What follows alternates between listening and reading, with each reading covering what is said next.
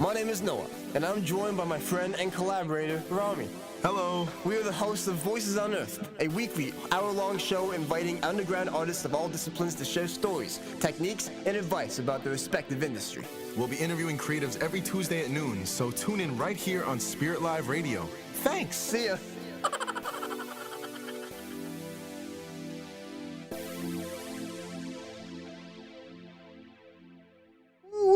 Welcome back. We're back for Wow, another episode. guys. Welcome back. Welcome back. Welcome hey, Rami. back. Long Hey. time no see, buddy. Yeah, long time no see, man. It's good to see you again. Yeah, man. We didn't just shoot an episode 10 minutes ago, and we're still locked in this room.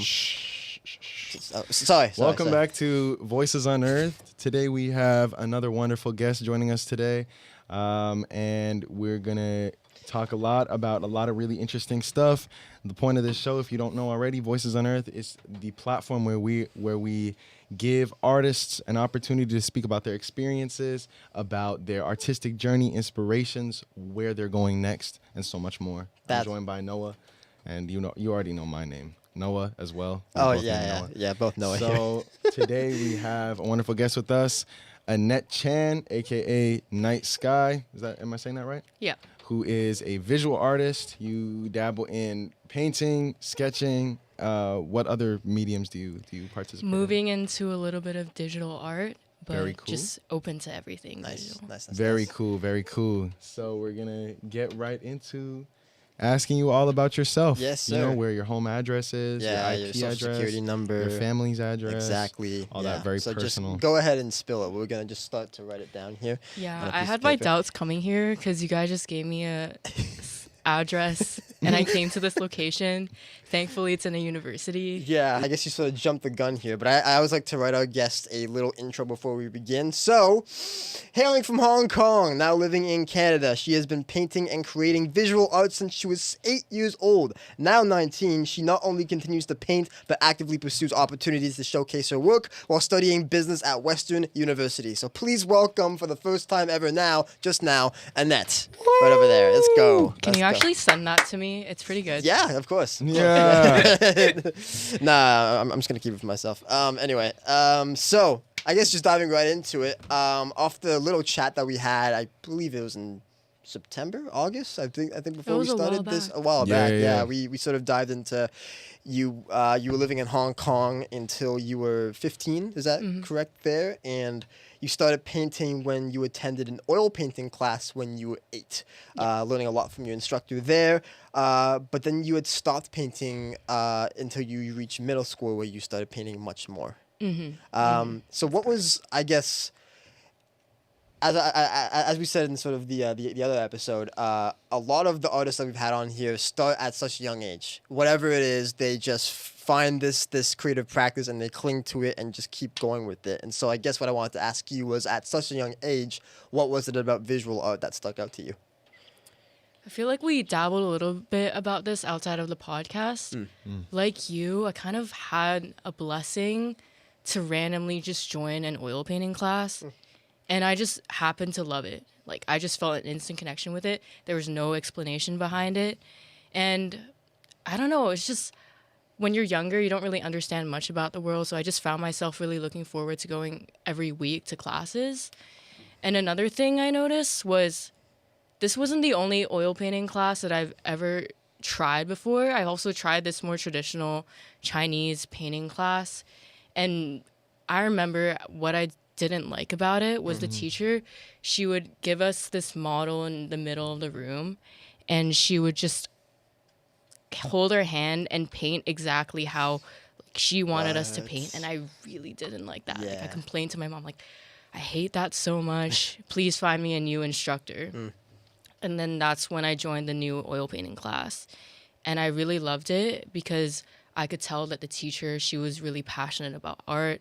She had her own paintings, and she just had this center to spread her love for art to other kids as well. Nice. And that's what I think drew me onto art, was actually the teacher, someone that actually loves art. I think the teacher is very important in getting you to love a subject, no matter what it is. Yeah. Yeah. No, I think anyone that sort of is bringing you into this world of creativity is so important, because you do learn from other people, and you not only learn their skills as an artist, but you also take away how they feel about it, and their emotion towards teaching it and showing you how it's done. And so when that's negative, or if it's just like they're just talking like this, and in the art class, it's Super so robotic. monotone, and it's just like you're just told to do this because that's your job. Yeah. That's not the way to go about it. I think we all thrive off of good teachers that are passionate about what they do. So that's good that sort of stuck with you and made you want to do it more. What's was like was there a reason for the bit of the hiatus with painting until middle school, or did it just sort of happen with growing up? I think it was just life. I was also involved in a lot of other things. I was a competitive swimmer for 5 years, and I also did triathlon for a little bit. Oh my god. So I think that really consumed my life. And the beauty of art is, for me at least, is whenever life slows down, I will always find myself coming back to it.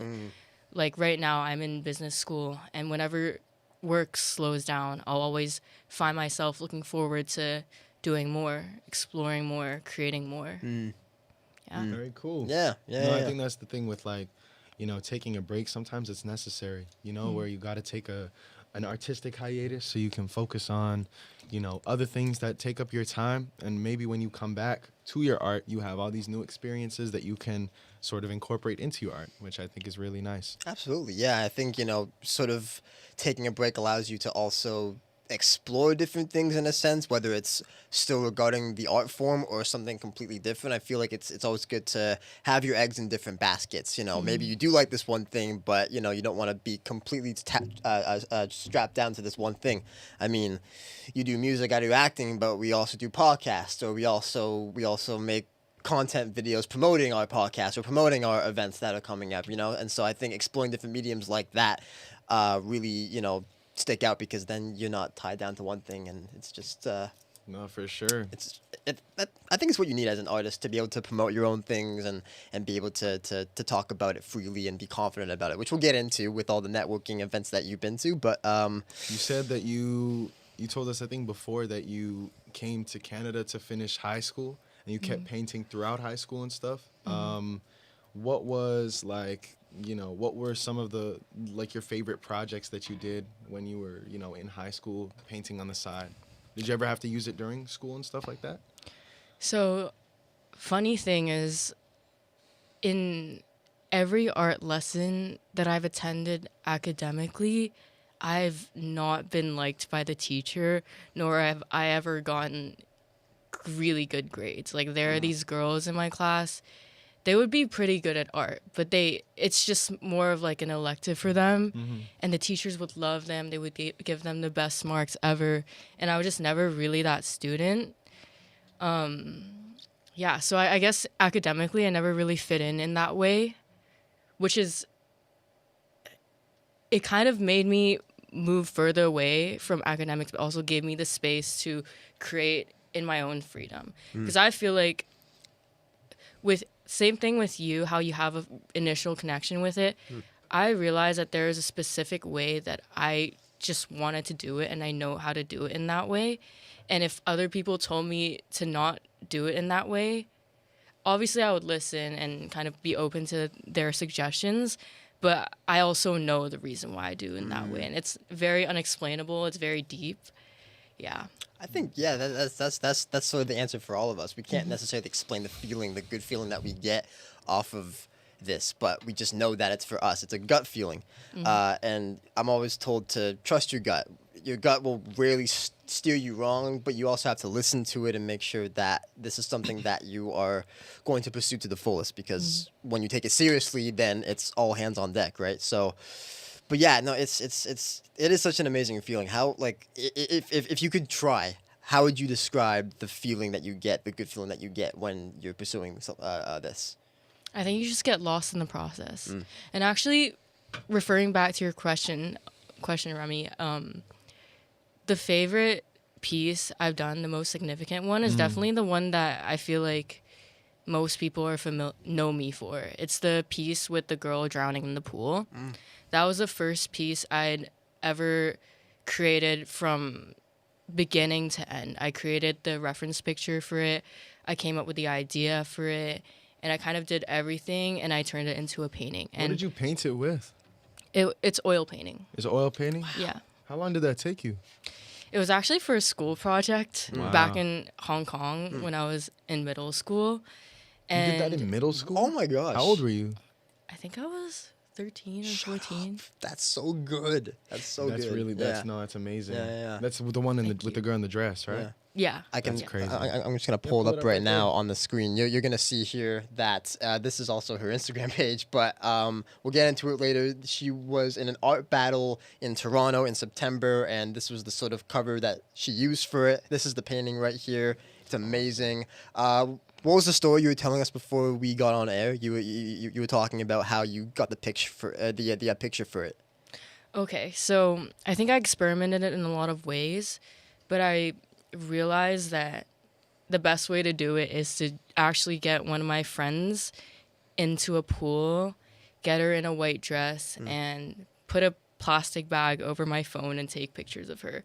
So I took a bunch of different pictures and videos, and this was the shot that resonated with me the most, so I painted it. Oh, And- it's so eye-catching. Yeah. Thank you. Yeah. One thing I realized looking back through my art, I've always wondered how do people come up with the end goal, the end outcome of their paintings? How do they look a certain way? Why are some artists more abstract? Why do some artists paint in this specific style? You see Van Gogh, you immediately know that this painting is by him. Yeah, He yeah. has a specific He's kind of his style. own thing, like with the brushes, the strokes. Yeah, I know what you mean. I've been trying to figure that out for myself too. And I realized that with a lot of paintings I paint, obviously you can brainstorm, you can come up with this deep meaning before you actually paint it, but I realized that doesn't really work for me. I'll usually when I make my art, I'll just be scrolling through Pinterest and I have a collection of reference pictures that I go through, and then I'll find one that really sticks out to me visually, and then I'll just start painting it. And when I'm painting it, I'll kind of realize the reason why I picked that picture in the first place, and also have fun with it with paint. I'll give you guys like a preview of this painting that I'm working on. Ooh. I kind of posted it on social media already, Yeah. but it's not finished. Okay. Is it done it's- now? No, No. it's just unfortunately school. Nah, But- That's cool. Yeah. Yeah, it's a painting of this guy that kind of looks like a rapper, and he has a pink suit on. I think it's on my Instagram highlights or Right on- something, on the or on my highlights. reels. Is it under Life or digitals? Life or digitals? Life. Life. Okay. I think that'd be. So you were saying? Yeah, so I didn't know I picked that picture in the first place. And I remember as I was painting it, my sister was like, "Why are you picking such a creepy picture to paint?" Creepy. Creepy. Because the guy has like fangs and his eyes Oh, are yeah, really yeah. dark. Yeah. It's the one with the green backdrop, right? Yeah. This one. Yeah. That's That's sort the of work in progress. a video. Very- It's very a video of her realistic. painting it. Yeah. Wow. Thank you. Love the detail in the lips. And Oh yeah, everything. That's absolutely. really beautiful. So I realized now I have a name for this painting. When I first started, I didn't. It's called The False Idol. And I realized I picked that painting because of this attraction, this allure I have towards glamour that comes from fame, that comes from music, that comes from clout in Hollywood, in the music industry, in just a lot of mainstream pop culture. You know, as a young person, you have to know rap music. You have to know, like who Travis Scott is. You have to know who Playboi Carti is. All these famous people. I love But those artists. Yeah. I love them too. They make amazing music. But I also realize that there's kind of a dark side that comes with really getting into these artists. You almost like worship them like an idol. It's the same Yeah. with like Taylor Swift and Harry Styles and these like super high profile pop artists as well. It's like it's just such a it's like that's the thing, we idolize celebrities so much and they don't even know who we are, it's really interesting. And we don't really even know who they are if you really think Yeah. about it. No, We don't for we the don't. music when we see in interviews, but like as people, when the cameras are off, we don't know who these people are. We're just sort of idolizing Yeah. them because of their their craft. And I guess that's sort of where you have to then separate the craft from the person. Say something comes out about the person that's not so great, and it's like that's their character, but I still like their music. It's like it's it's always slippery. so devastating, Yeah, right? yeah. It's like where you find out that it's like this person that you've been like, like, oh, I love this artist so much, they're so cool, and it's like you find out some shit about them, and you're like, oh, my Yeah, God. like, And it's like, come oh, I can't on. even, like, I'm gonna look like such an asshole for supporting them. And it's like with every single artist, like, not as I don't think I can name a single artist I know, Really? like from any genre, any discipline that doesn't have some sort of controversy tied to their name. Like, it's so common. Maybe it's we over scrutinize these artists, but frankly, like, we as people, we're all imperfect, but like, there are some artists that just do some really crazy shit. Yeah, and it's well, like, I think it is necessary to have that spotlight on them because they have it. They have the platform, Yeah, and they obviously do. they have They a have the fan power. base. Exactly, they have such a huge influence on like their fan base, like, and their fan base is huge. And so when they do mess up, it's devastating because then it's like, well, okay, you're supposed to be a role model. Now what? Are we supposed to keep listening to your music, or is that it? so you wanted to showcase that in your painting, Yeah. sort of. What are some other elements of that body of work? Like, other than the guy in the middle with the pink detailing, was there a reason that you chose the pink detailing? I think pink is such an eye-catching color. It really is. Yeah. But it also the jacket that the guy is wearing reminds me of the Weeknd's jacket, like the red one. Oh, very bold. Yeah, so I don't know, kind of, how in his albums, like I don't know, it's called a trilogy or whatever. I'm not really that into him, but he talks about his dark turn into Hollywood, right? He talks Wait, about trilogy or like the new trilogy? the new trilogy. With the After Hours, Dawn Yeah. FM, that one, okay. I don't know, I feel like that kind of reminded me of that same vibe too, which is why when I paint, I just fall in the process of painting, and then when I come out of it, I realize what I've painted was some subconscious thought or like this opinion that I've had with people or the world that, just comes out on a painting. Yeah. I feel you. Yeah. No, what's because I know like art is supposed to tell a story as all of our practices do, and so with that one being, Hollywood comes with a cost or it's a curse or something along those lines. Is there another painting that you can think of now that like you really wanted to hone in on the message of? Let me think. I feel like I haven't had enough time to paint that many that I would like to do that with, and I'm starting to. But I would say the Divine Feminine, it's a digital piece that I did in the summer. Is it inspired by the Mac Miller album or something? It's inspired by the Mac Miller album, and I think it kind of, that song Congratulations by Mac Miller? Yeah, I think, yeah. Yeah. I was listening to it when I started doing the painting, and I think it kind of shows, because the woman is naked, kind of shows how our society views women in almost like a very worshipping, not in a worshipping way, but like in just this Sexualizing? like sexualizing, but also honorable. Like there's a very big contrast to how a society views women. Like on one hand, on social media, a lot of people, there's this trend going on where it's like, you should put yourself first, you should respect yourself, you should, a lot of the culture, the new age kind of stuff on social media is about, praising yourself. Yes. Focusing on yourself, putting yourself first.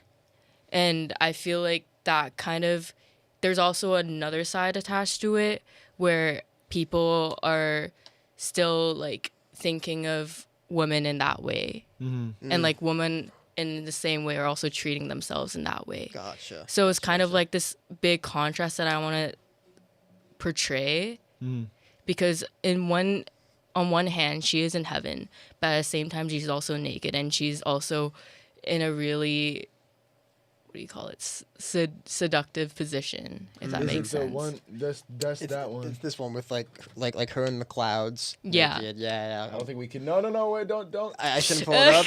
Don't. There's nudity in it.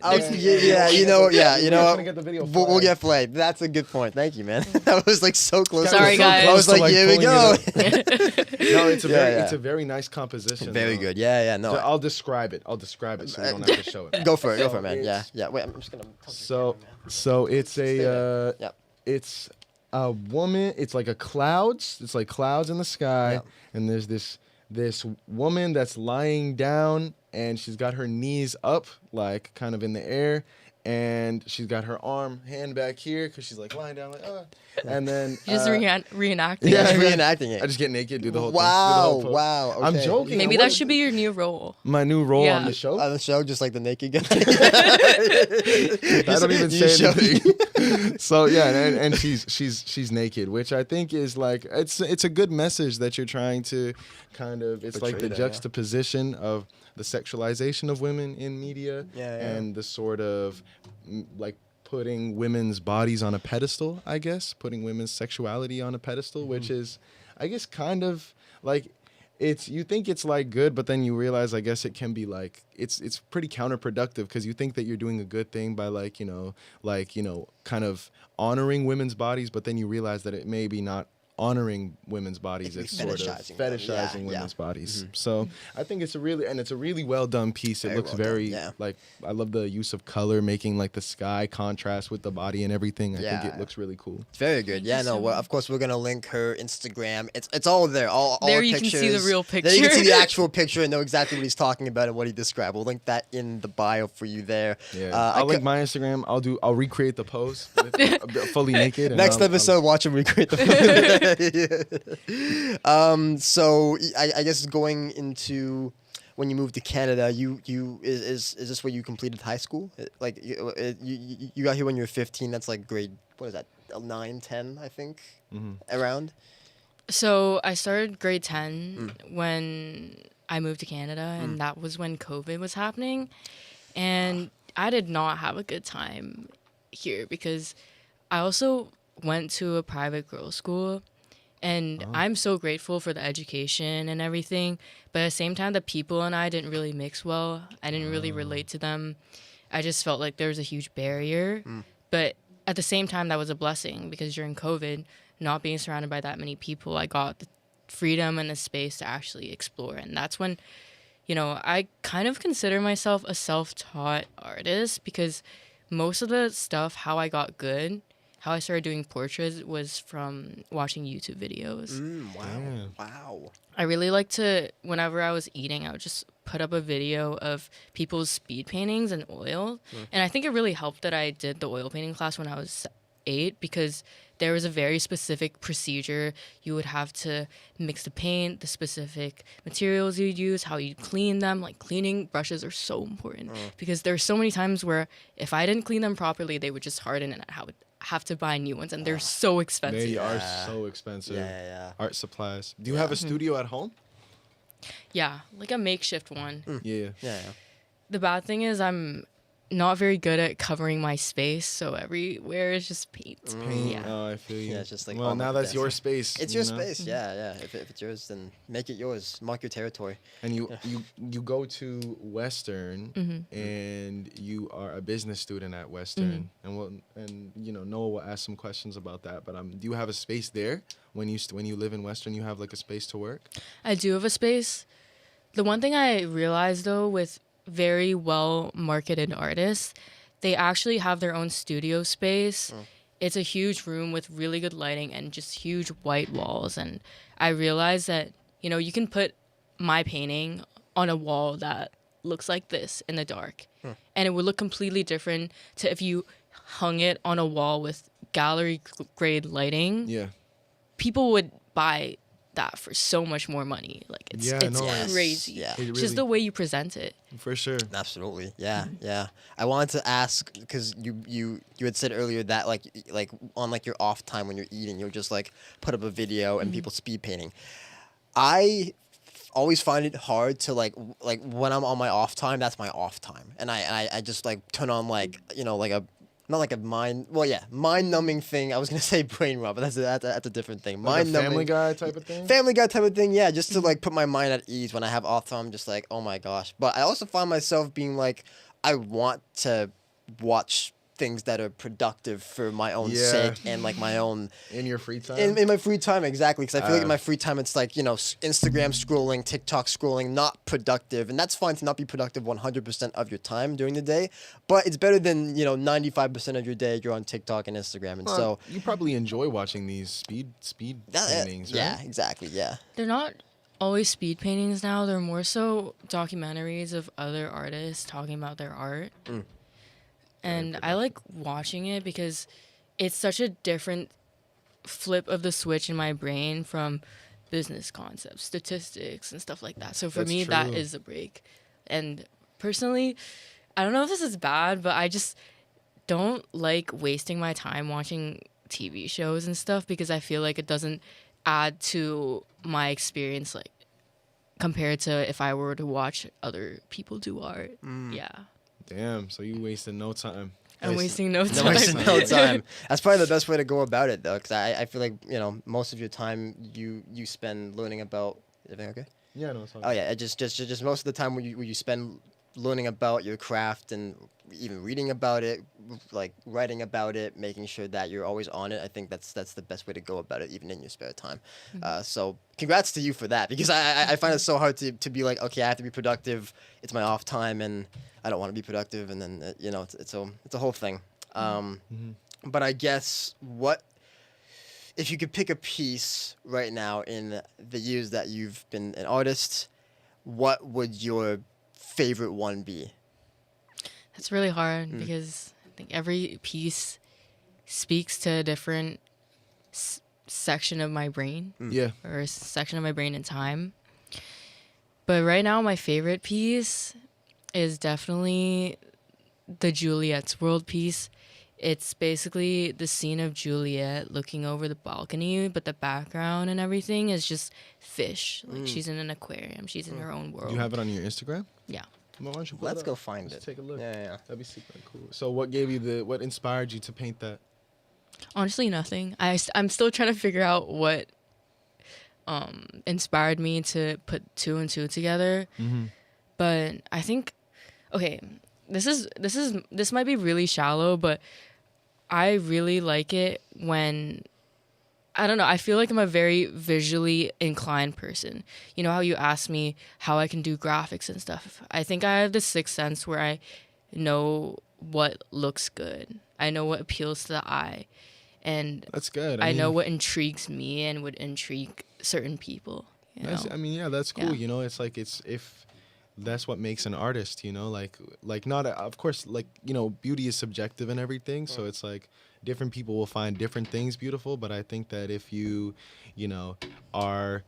if you like it, if you think it's visually appealing and you're confident others will find it visually appealing as well, then yeah, it's probably good, then you just go for it, and I think that people will enjoy it regardless. Absolutely, yeah. I'm sort of having trouble finding it now. Is it in your store, your highlights, or your Instagram? It's like very low. Pretty low. Okay. It's kind of a pinkish purpley piece. Is that it? Is the one with the mask here? I think I was actually posing with it. Oh yeah. Oh, you're posing with it. Is it not Maybe not that one. The Night Sky Instagram or something Yeah. different? Go back out and scroll up. Yeah. Scroll up. We're looking Scroll for up. Scroll up. Scroll up. There it Yeah. is. Yeah. Right here. Yeah, that one. Here we go. Pan to that. Oh wow, Wow, that's look beautiful. At that. And it's like pink fish. Yeah, oh, that's yeah. so cool. Very cool. Yeah. Very, very, very nice. I like that. It's not naked, so we can show it. So. No, yeah, Very cool. that's lovely. That's lovely. Yeah. Wow. See, one of the things I think I've struggled with is seeing how my art fits into the market. See how my art fits into the world. Like every creative, you kind of have to assume this position in the art or the music or the acting industry so that you can stand out, so that people follow you and people like your art and support you because they resonate with you, and you have to be very concrete in your style. and you have to be very concrete in the way that you market your talent, right? Yeah, it seems like you're doing pretty good though. You got like a good amount of followers and you have a good amount of engagement. How did Yeah. you build your platform?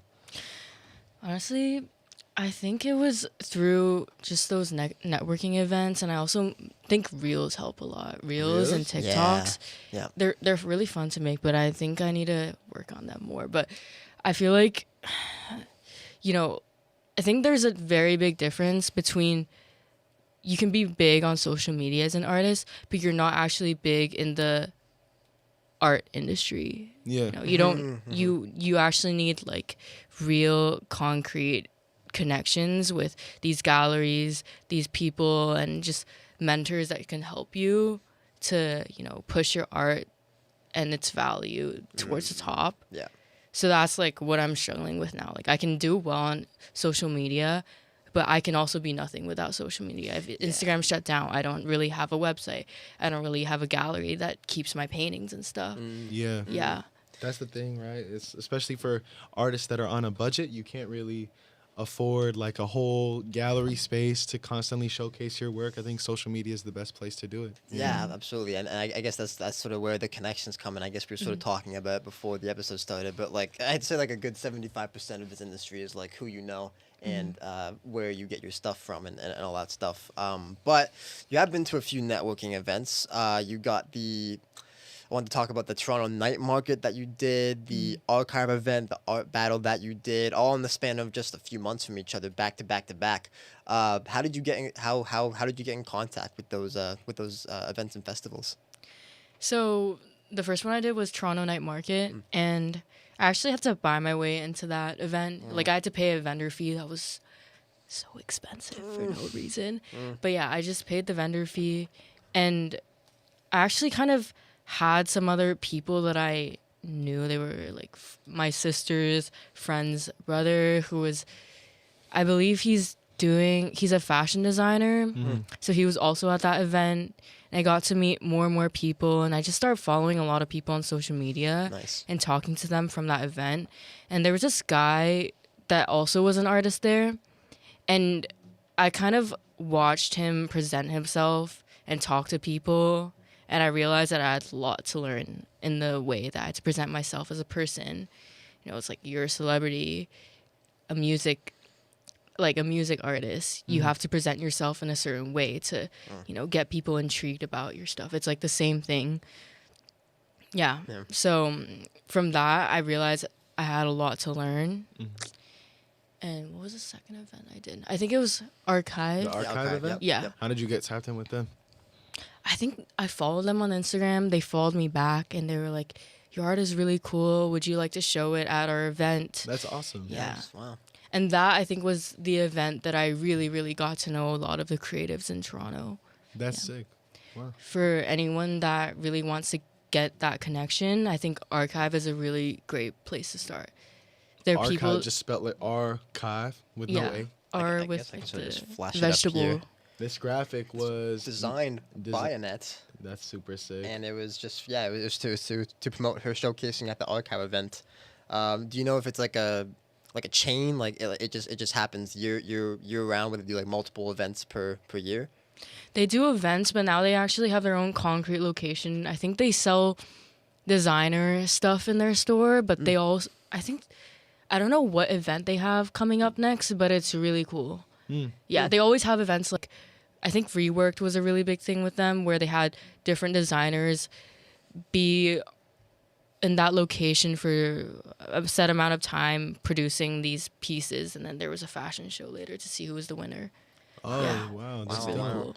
I did hear about something from Archive recently. They had like a fashion competition almost. It was really cool. I Wow. like how they kind of do that, where it's like, it's friendly, but it's like still kind of competitive. So it's like, gives artists a chance to like show how devoted they are and dedicated they are. Yeah, and again, just another way to put yourself out there. Like as you say, like a lot to learn about like presenting yourself and networking, and that can be a challenge. Getting down on yourself because you don't know how to network properly is I think the biggest thing.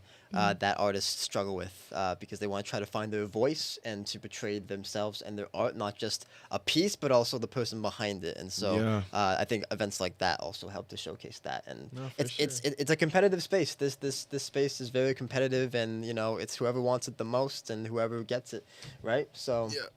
How it has to be. Yeah. That's awesome.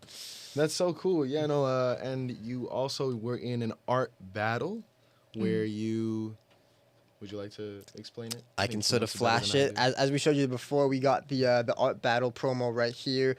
If and then correct me if I'm wrong, Annette, but you went to this competition in a sense, and you painted a piece live, like in front of an audience to see with multiple people there, and I just don't know was it judged by like specific people? Like did they like sort of have like a judge panel and to decide who won?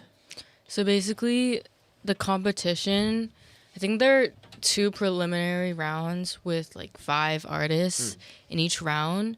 And from those 2 rounds, they pick 2 artists from each round that go into the final round. So essentially, you have to paint each round, you have to paint a painting in 20 minutes. And they kind of loosen the rules, so you are allowed to have a reference picture, which helped me a lot because I could never paint without a reference picture. But yeah, you have 20 minutes. You can use their paints. You can use your own paints. And it's just like, essentially for me, it was a performance. It was a place where I was put under a lot of pressure, and I had to come up with something. Nice, yeah. And the first round, I really, really butchered my piece because I was so nervous. I didn't know what was going on. Everyone was just moving around me. But thank God I actually went into the second round. And during the second round, I kind of went in the zone. Like, people disappeared behind me. The noise disappeared behind me. And it was just a really fun experience. It was just you and the art, pretty much, just locking in. Locking in, just. Do you have the winning piece loaded up? I do, yes. Give me a second. Annette won the round here. Super and, awesome. Did you win the whole competition? So I think they're nationals in July, but this is just they have small competitions throughout the year, and all the winners from those competitions go to the nationals, So you're gonna go to the nationals in July? where the really good artists are. Oh, Let's go. very Let's go. exciting. And here's Congrats. the piece right here that she painted live. So beautiful. Here's her doing it. What's the who is that? Is that like somebody you know? The work that you did? It's just a girl I found from Pinterest, and I decided to use different colors for highlights and shadows and stuff. And I actually did practice that painting many, many, many times before I went up there, because otherwise I would not know what to do. Yeah. Very cool. Yeah, look at that. And it was 20 minutes, you said, to get that all done. 20 Oh my it took gosh. 20 minutes? 20 minutes. That would take me like years. That would Oh take my me like God. yeah, I don't know. I don't really know how long that would take me. So the fact that I mean, did it help that you practice painting it before? Did that like make the process quicker for you? Do you Definitely. think? Yeah.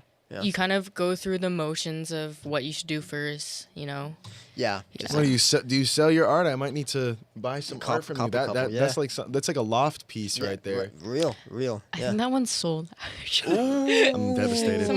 Someone just bought it. At the Yeah, at show? the thing. That's so Oh my, cool. that's How much did they offer? Congratulations. Are you not disclosed to tell us? I think it was like $200. That's So it's not Nice. bad. Nice for a 20-minute For a painting. 20-minute 20-minute painting? I mean, like, That's very good awesome. 20-minute painting. Oh my gosh, yeah. That's incredible. With all these networking events, everything going on in the city, there's also another life you live in London, Ontario, where you attend Western for business. And again, you mentioned in sort of the talk we had a few months ago now that it was hard to connect with fellow artists given your space at Western. How do you find that hinders your process as an artist and a networker in that sense? I don't think it hinders my process as an artist necessarily, but definitely the career aspect of it, it does. There are a lot of events I'm missing out on because I'm there, but it also gives me a lot more space to just focus on my own thing. Because, I feel like when I first came out to doing art, it was also when I had a lot of space, when I didn't have a lot of people around. So in a way, that was kind of a blessing to have that. Yeah. 100%. Yeah. Awesome.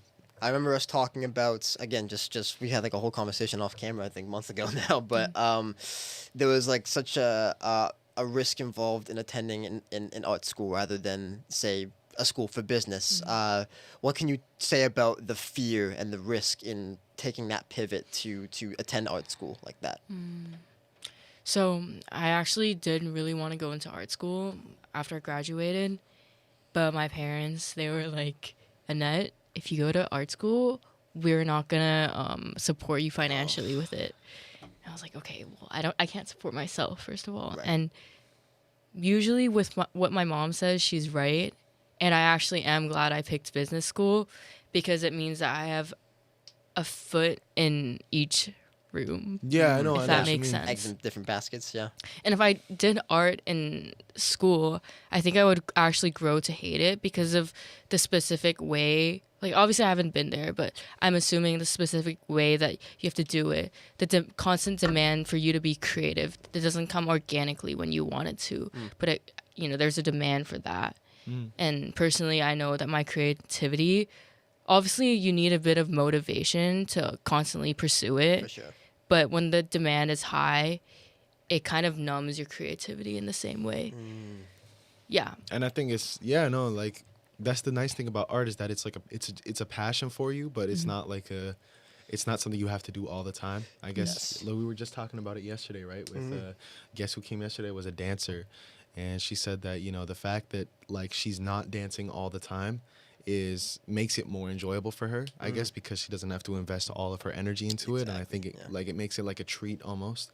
So that's the thing about your art, I guess, is that doing business school is good because if you did art school, you'd probably, the way that it's academically taught and everything, you'd probably grow to like resent it in a sense. Yeah, I think also too much practice can be too much practice. There is such a thing as like overdoing it, and so again to your point, I think if again, it's different for everybody. Yeah, that's what I was gonna say. Yeah, it's different for I was gonna everybody. say. But I think for some people, like too much is just too much, and then you just start to like resent it because now it's like you feel it's more of a career than like a joy in that sense, where it's like I have to make this a career and a job for myself and put a business to it. But rather than just eventually, being- it will become a career. Definitely, I think it's just in school, when it's like in an Corporately academic taught, yeah. context, Yeah, exactly.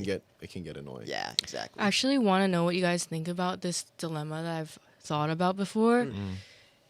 You know how they say, I forgot who said this, but if you invest all of your resources into this one passion, then you'll be the best at it because you don't have your feet in other places. But then at the same time, when you have your feet in other places, it gives you a richer experience. It gives you stability, What do you guys think about this dilemma? Like Is putting it better putting your all into one practice or putting Putting it a little bit into into each practice? everything. Yeah. That's a good question. as an artist, as a creative? What do you think? I would say putting a little bit into each, I think for me works better because like I think putting just a bit of energy into different practices is good. Obviously focusing on one in particular, one or two in particular, but I think I might feel like a bit unfulfilled if I don't try out other mediums and stuff like that. And also, I'm worried that maybe something changes in my life where I don't want to do that practice anymore, or I don't want to, or like I can't do that practice anymore. Then it's like, oh, well, now I have nothing else, So it's like, I think I'd prefer to have like just a sense of, plus I love doing all different types of art, So it's like, I think I would just like a sense of a little bit of everything. You know what I mean? Yeah, I think I agree with you there in the sense that it's very much like life. It's very much about a balance, As a person, you have so many things to focus on, like work and school and friends and family and yourself. That's just what comes with being a human and a person. And so we're not always perfect. We're not always going to be the best thing at being a friend or being a good family member or a good student or a good worker, because that's just not how it works. You have other things going on in your head that are going to hinder you being a good worker because you're trying to be a good friend that day, or you're trying to be a good family member as opposed to taking care of yourself, and that's fine. Like you're not supposed to be focused on one thing purely and zone out the other things, because then you're just not a good family member or a good friend for the remainder of your time.